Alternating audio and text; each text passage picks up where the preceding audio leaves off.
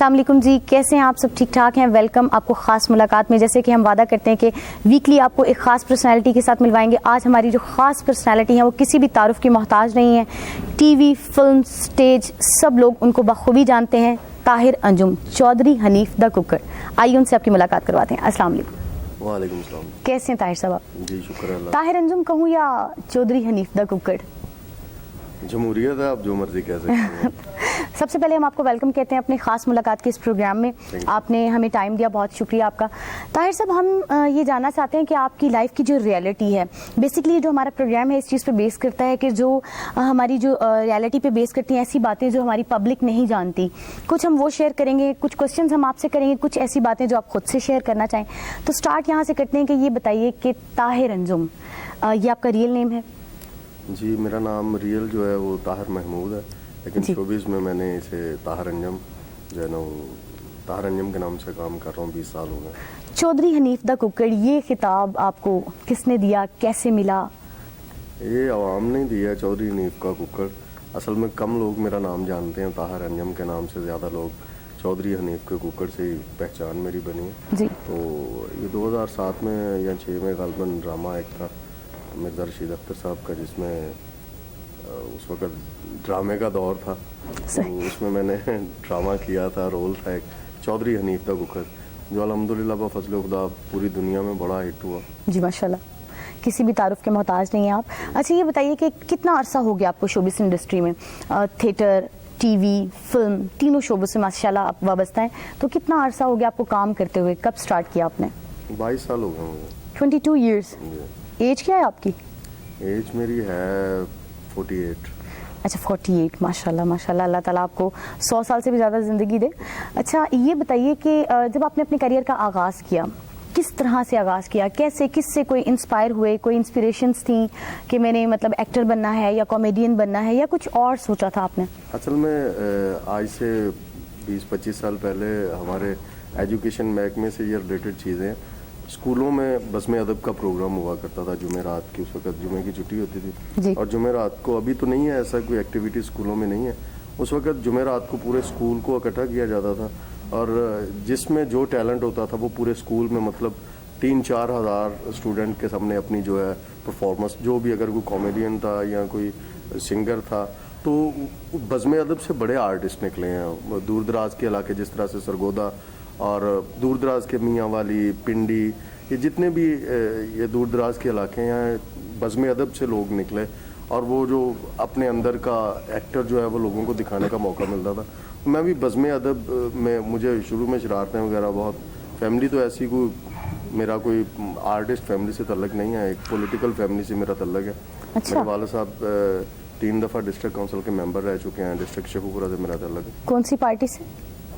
उस वक्त पार्टियां 2 ही पार्टियां थी जब मैं, उस वक्त IGI मुस्लिम लीग नवाज तो नहीं थी उस वक्त, मुस्लिम लीग और पीपल्स पार्टी थी। मेरे वाला साहब का तल्लक स्टार्ट में पीपल्स पार्टी से रहा और बाद में वो मुस्लिम लीग में ज्वाइन। सही।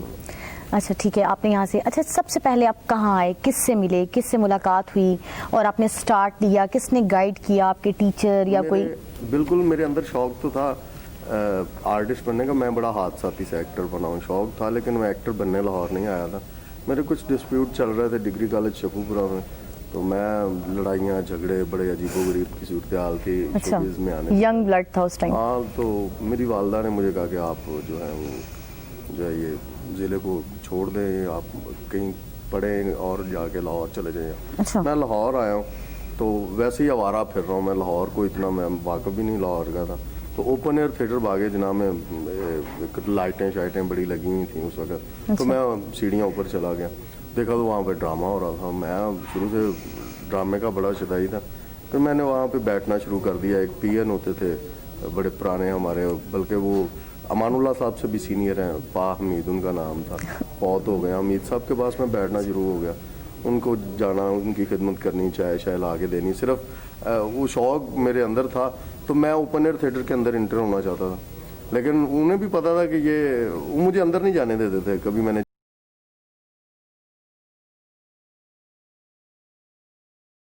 कहते चले चक्कर लगा के वापस आ जाए। मैं गया हूँ अंदर, देखा सारा माहौल, अमानुल्लाह साहब काम कर रहे हैं, मस्ताना साहब, मैं बाहर आ गया।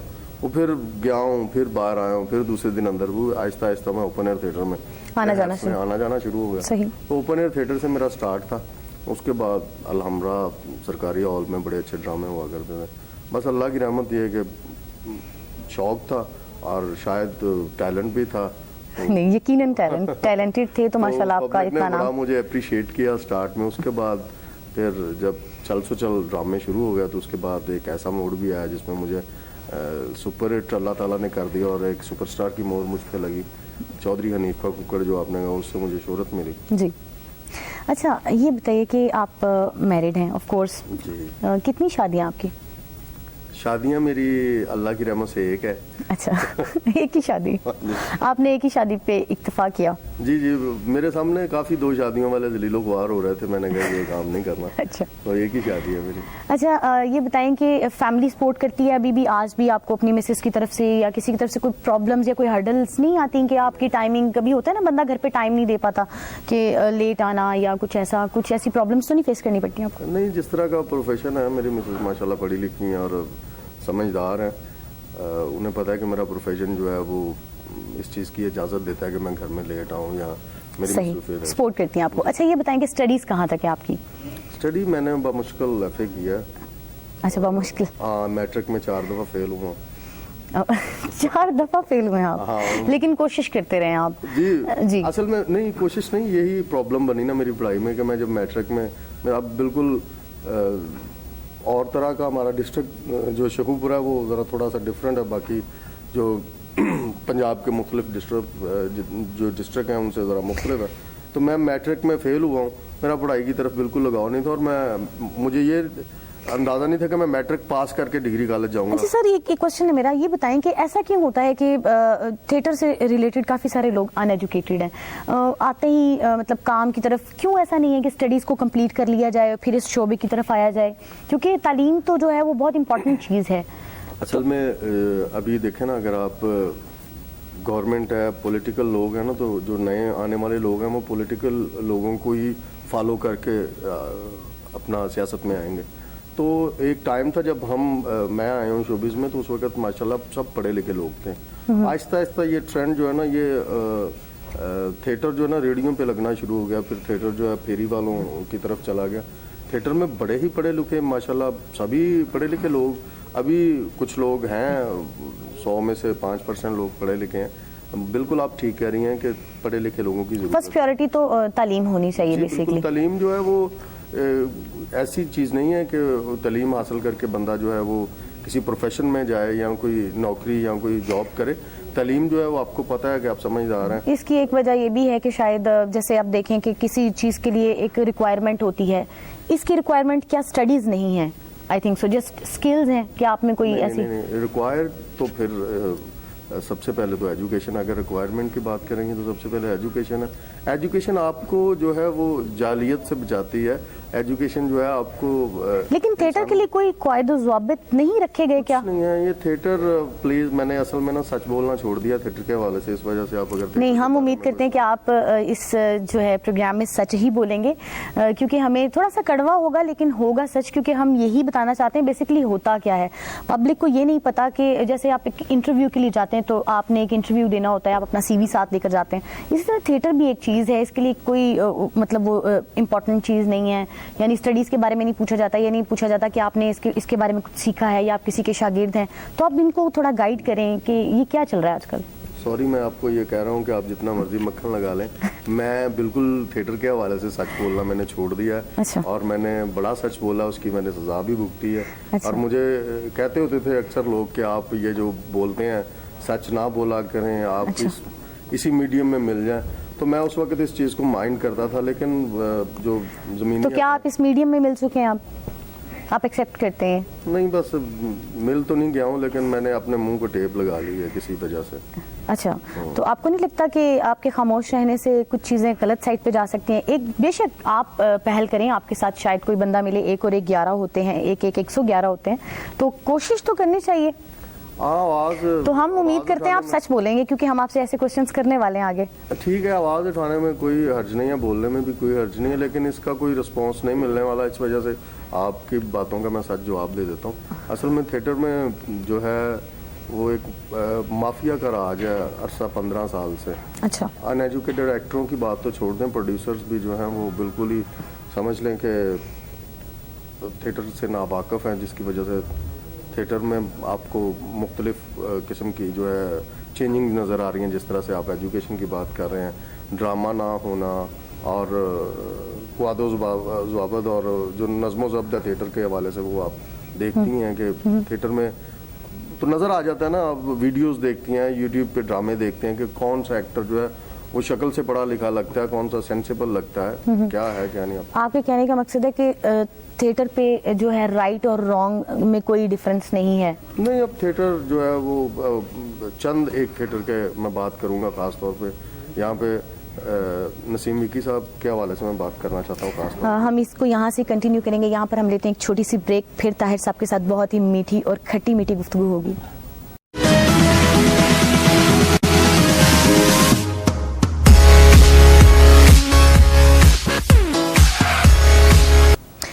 ویلکم بیک جی. ہماری بہت ہی مزے کی گفتگو ہو رہی ہے طاہر انجم کے ساتھ, جو چودھری حنیف دا ککڑ جن کو آپ جانتے ہیں بہت اچھے طریقے سے. ہم کنٹینیو کرتے ہیں. جی سر, آپ بتا رہے تھے کہ نسیم وکی صاحب کے حوالے سے. جی, نسیم وکی صاحب کے حوالے میں بات کر رہا ہوں کہ ایک ٹائم تھا کہ ہمارے ہر تھیٹر میں ایک دو استاد ہوتے تھے.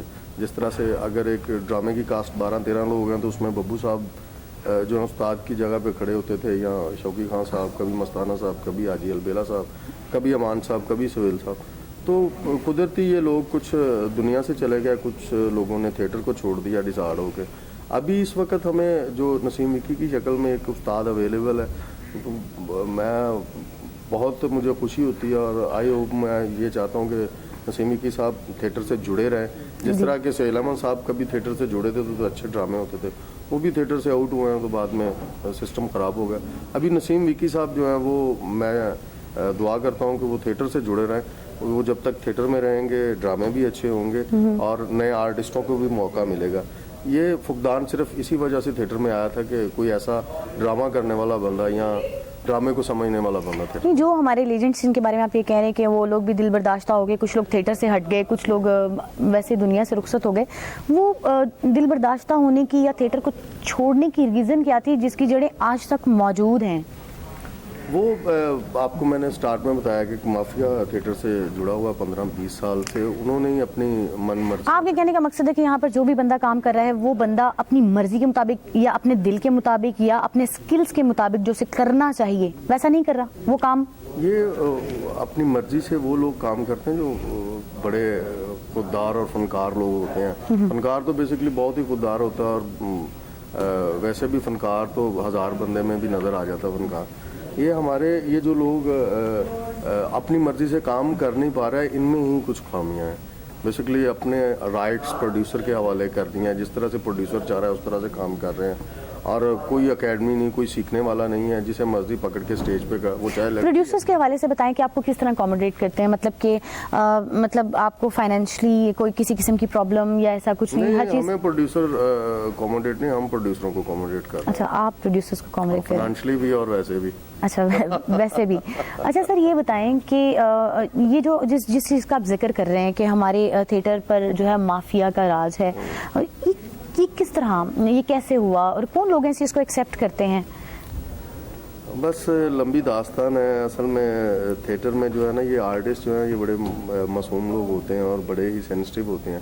ان پہ جب کلاشنکوف کا سایہ انہیں نظر آتا ہے تو یہ بیچارے جو ہے نا, یہ اپنے جتنے بھی اندر کے ان کے جتنے بھی پازیٹیو جو جراثیم ہوتے ہیں وہ فوری طور پہ ختم ہو جاتے ہیں, اور وہ جتنی ان کے ول ہوتی ہے وہ ختم ہو جاتی ہے. یہ اصل میں کافی عرصے سے تھیٹرز میں تھوڑا لیکن دیکھیں ہر چیز کا ایک گیو اینڈ ٹیک ہوتا ہے, تو ڈیفینیٹلی اس کا کچھ بینیفٹ ان کو خود بھی تو ان کی ذاتی حد تک ہوگا. ایسا تو نہیں ہوتا کہ بالکل ہی آپ پریشرائز ہو جائیں. اور نہیں, اصل بیسیکلی تو تھیٹر لائن میں اس وقت جو زیادہ تر فائدہ تھیٹر سے اٹھا رہی ہیں وہ لڑکیاں اٹھا رہی ہیں, لڑکے تو نہیں اٹھا رہے. اچھا, کون لڑکیاں ہیں وہ؟ لڑکیاں آپ بھی ہو سکتی ہیں. جی بتائیے. مختلف لڑکیاں جو مطلب اپنے کام کی وجہ سے تھیٹر پہ کام نہیں کر رہی ہیں, وہ اپنے جسٹ ریلیشن کی وجہ سے. میں تو بڑا اسٹریٹ فارورڈ بن رہا ہوں, میں کہتا ہوں کہ ایک لڑکی آئی ہے تھیٹر میں, اس نے بجائے کہ آ کے اسٹرگل کیا, اس نے آ کے کام سیکھا ہے, کام پہ توجہ دیا. اس کی آتی کام پہ توجہ نہیں ہے, لڑکی کی آتے ہی توجہ سب سے پہلے تو تھیٹر میں انٹر ہوتے اس نے تھیٹر میں ایک نظر مارنی ہے کہ کون بندہ ہے جو مجھے یہاں پہ سپورٹ کرے گا, اچھا کون پاورفل ہے جو اسے سپورٹ کرے گا, کس کے پاس بڑی گاڑی ہے جس کی گاڑی میں بیٹھ کے میں تھیٹر میں آؤں گی, اچھا کس کے زیادہ تعلق ہیں. اس میں وہ کوئی بدماش بھی ہو سکتا ہے, کوئی پولیس آفیسر بھی ہو سکتا ہے, کوئی پولیٹیشین بھی ہو سکتا ہے. تو پھر یہ لڑکیاں جو ہیں وہ کام کی اسٹرگل چھوڑ کے اس طرف دوڑتی ہیں, شارٹ کٹ ڈھونڈتی ہیں. شارٹ کٹ ڈھونڈنے کی وجہ سے پبلک بھی اسے ایکسیپٹ نہیں کرتی. ابھی اگر آپ ایک لینڈ لارڈ بندے کے ساتھ فرینڈ شپ بنا کے تھیٹر میں انٹری ماریں گی اور وہ آپ کو ٹوٹلی جو ہے وہ سپورٹ کرے گا ہر حوالے سے, جس میں دیکھیں سر, اگر وہ آپ کو مثال کے طور پہ کسی ہر طریقے سے بھی اگر آپ کو سپورٹ کر لے, تو جب یہ جو سٹیج ہے یہ ایک لائیو پرفارمنس کی جگہ ہے, لیکن جب آپ پرفارمنس دے رہے ہوتے تو اس کا فیصلہ پبلک کرتی ہے, آن دا اسپاٹ اس کا فیصلہ ہو جاتا ہے, پبلک جج ہوتی ہے. تو ان سپورٹس کے باوجود میرا نہیں خیال کہ اگر کوئی فنکار نہیں ہے تو وہ یہاں پر کلک ہوتا ہوگا. اگر وہ پبلک رسپانس نہیں بھی دے رہی تو جو سینئرز لوگ ہیں, میں آپ کی بات کر رہا ہوں, ایگزامپل لڑکی کی بات ہوئی تو میں آپ سے بات جی آپ مثال دیتا ہوں. جی آپ سے 10 سال بعد ایک لڑکی آئی ہے جسے بالکل رشکا کہہ رہی ہے, رکشا بھی نہیں کہتے, مطلب سگریٹ کو سرگٹ کہہ رہی ہے, مطلب جس کا لفظ تلفظ ہی نہیں ٹھیک ہے. صحیح. تو وہ جب آ کے آپ کے برابر بھی نہیں, آپ سے اوپر اس کی تصویر لگ جائے گی, جی آپ سے اچھی پوزیشن پہ وہ کھڑی ہوگی, آپ سے زیادہ تھیٹر میں اس کی مانی جائے گی, تو وہ ایکٹر بنے نہ بنے لیکن اس کی وجہ سے آپ کے جو اندر آرٹسٹ ہیں وہ ضرور فوت ہو جائے گا, وہ ضرور مر جائے گا. اور اس سے اس کی کوئی زندگی سے کوئی تعلق نہیں ہے.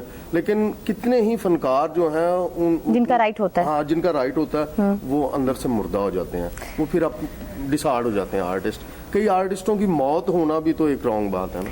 جی بالکل. اچھا یہ بتائیے کہ آپ ٹی وی پر بھی ماشاءاللہ کام کر رہے ہیں, تو آپ اس وقت کس میڈیا کو زیادہ بہتر سمجھتے ہیں, مطلب ٹی وی کو زیادہ پریفرنس دیتے ہیں یا تھیٹر کو؟ میں تھیٹر کو زیادہ جو ہے نا اہم سمجھتا ہوں. اس کی وجہ یہ ہے کہ ٹی وی تو ظاہر ایک بڑا میڈیم ہے, تھیٹر جو ہے ظاہری طور پہ چھوٹا ہے لیکن تھیٹر زیادہ بڑا میڈیم ہے.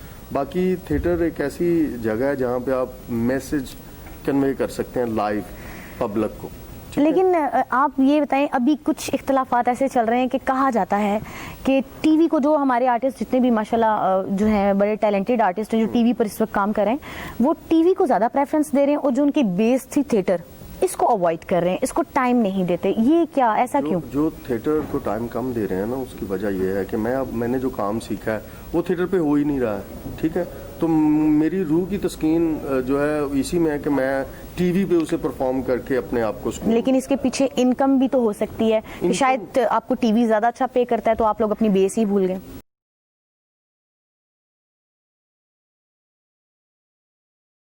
اپنی جو اپنی سیٹسفیکشن کے لیے تو میں جو ہے نا وہ زیادہ میں اہم سمجھتا ہوں اس بات کو کہ میں ٹی وی سے زیادہ تھیٹر, اگر تھیٹر میں ڈرامہ بھی, میں تھیٹر میں ڈرامہ کر رہا ہوں نسیم وکی صاحب کے ساتھ, یقین کریں کہ بالکل ٹائم پہ ہم تھیٹر کو ٹائم بھی دیتے ہیں, ریہرسل بھی کرتے ہیں, اور ڈرامہ کرنے کا بھی مزہ. جب ڈرامہ نہیں ہو رہا ہوگا تو پھر بندہ ڈسہارڈ ہوتا ہے کہ یار ٹی وی پہ کرنے ہیں اپنا کام چپ کر. اچھا اسکرپٹ ہو رہا ہو تو انسان کو کام کرنے کا بھی مزہ آتا ہے. بہت مزے کی گفتگو ہو رہی ہے ہماری طاہر انجم صاحب کے ساتھ. یہاں پر لیتے ہیں ایک چھوٹی سی بریک, اور بریک کے بعد پھر حاضر ہوں گے.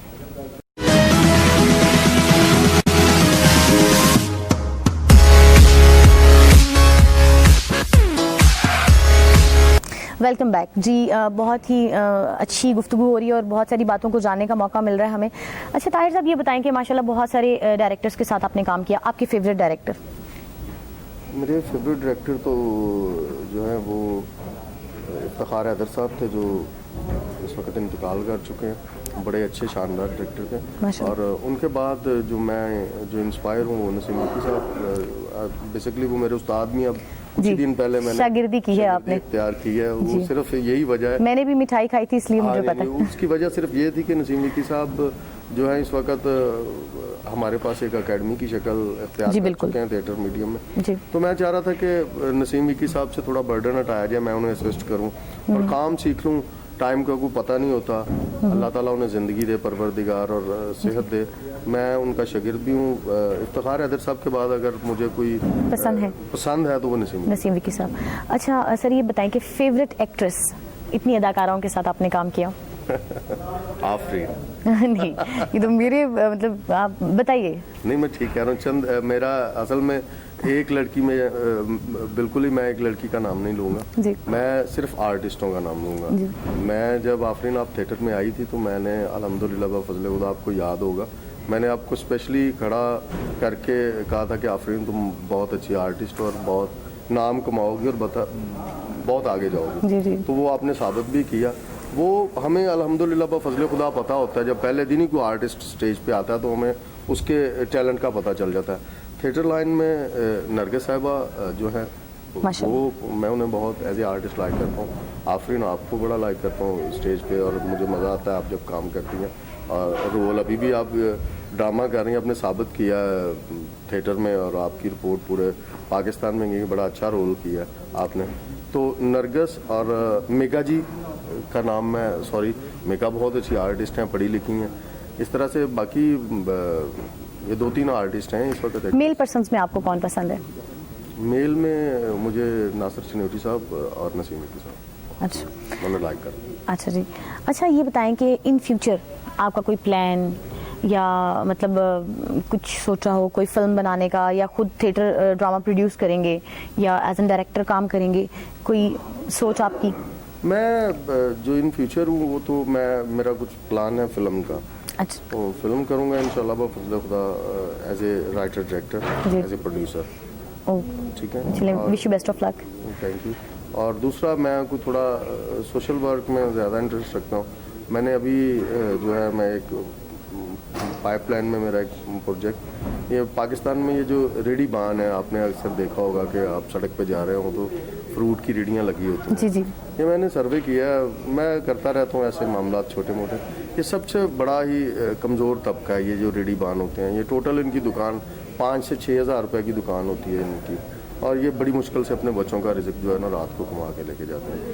میں نے ابھی کم از کم 17 ڈسٹرکٹ کا میں نے وزٹ کر چکا ہوں. میں ریڈی بان میں پنجاب کی ایک یونین بنانے لگا ہوں. جو ریڈی بان جتنے بھی ہیں انہیں میں ایک پلیٹ فارم پہ اکٹھا کرنے لگا ہوں. اور خاص طور پہ میرے والد صاحب نے یہ جو ویژن ہے میرے والد صاحب کا تھا. میرے والد صاحب ریڈی بان کے پریزیڈنٹ تھے ڈسٹرکٹ شہوپورہ میں.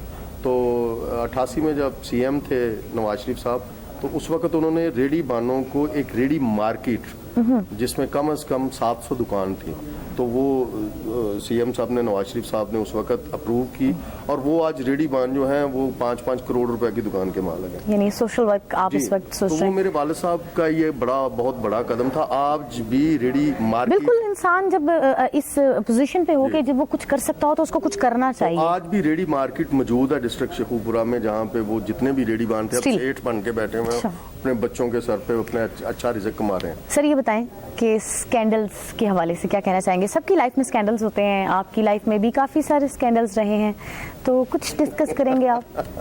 نہیں میرے اسکینڈلز جو ہیں وہ بالکل ہی دم توڑ گیا ختم ہو گئے. نہیں لیکن مطلب top of the list scandals آپ کے ساتھ ہو جاتا ہے ایسا انسیڈنٹ یا نہیں؟ میرے ساتھ یہ اتفاق ہی ہے کوئی شادی سے پہلے بڑے اسکینڈلز تھے لیکن شادی کے بعد بھی آپ کے بہت اسکینڈلز تھے. نہیں شادی کے بعد کوئی اسکینڈل نہیں ہے مہربانی کر. اچھا نہیں چلیے شادی کے پہلے والے اسکینڈلز ہی ڈسکس کر لیں. شادی سے پہلے اتنے اسکینڈل تھے کہ سمجھ لو شاپر کنو انڑے پائے اتنے اسکینڈل. اب اسکینڈل نہیں ہے میری لائف میں, کوئی اسکینڈل نہیں ہے. میرے بچے ہیں, میری میسز ہے اور میں بڑی خوشی اپنا گھر چلا رہا ہوں اور میں بڑا سیٹسفائی اپنی بیوی سے الحمدللہ بفضل اور نہ ہی ایسا کوئی صورتحال بنے گی. نہیں ہم مذاق کر رہے تھے اور میں وش کرتی ہوں کہ آپ کی اس طرح اچھی اور ہیپی لائف گزرے. جاتے جاتے آپ ہماری پبلک کو کوئی میسج دینا چاہیں گے طاہر صاحب؟ جی میں میسج آئی پی چینل کی طرف سے اور آفرین صاحبہ بھی بیٹھی ہیں. میں صرف یہ میسج دینا چاہتا ہوں کہ آپ ایز اے انسان ایز اے پاکستانی روزانہ کچھ نہ کچھ ایسا کر کے سوئیں اپنے ملک کے لیے, اپنی قوم کے لیے. کوئی ایسا سوشل کام کریں. کوئی اگر آپ اپنی گلی میں جاتے ہوئے ایک ٹیشو بھی اٹھا کے اگر کسی ڈسٹ بن میں پھینک دیں گے تو وہ بھی آپ کا جو ہے وہ اس ملک پہ احسان ہوگا, اپنے محلے پہ, اپنی گلی پہ احسان ہوگا. تو کچھ سوشل کام کرنے کی ضرورت ہے ہم سب لوگوں کو. تو میں تو الحمدللہ بفضل خدا, یہ نہیں ہے کہ میں اپنی تعریف کو کرنا چاہ رہا ہوں یا کروانا چاہ رہا ہوں. میں الحمدللہ بفضل خدا میری یہ کوشش ہوتی ہے کہ میں کوئی نہ کوئی سوشل کام بڑھ چڑھ کے حصہ لوں.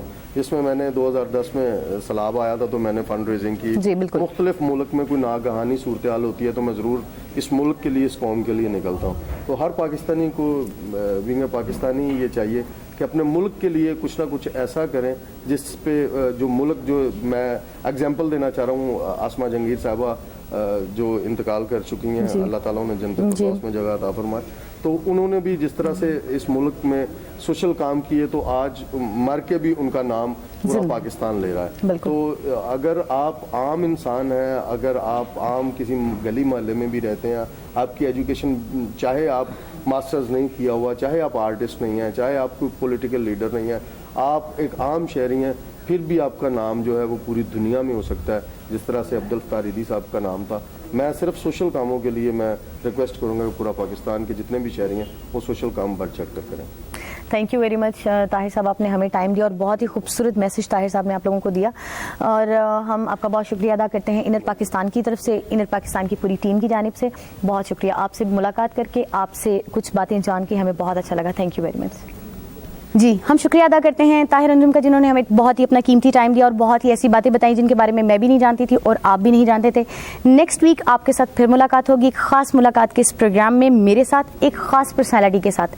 انر پاکستان پر دیکھتے رہیے گا, ٹویٹر پر, فیس بک پر, یوٹیوب پر اور گوگل پر, آپ اسے سرچ کر سکتے ہیں. اور اس کے ساتھ ساتھ میں شکریہ ادا کرتی ہوں چیئرمین تماثیل کا, جنہوں نے ہمیں موقع دیا یہاں پر انٹرویو ریکارڈ کرنے کا. اوکے, اللہ حافظ.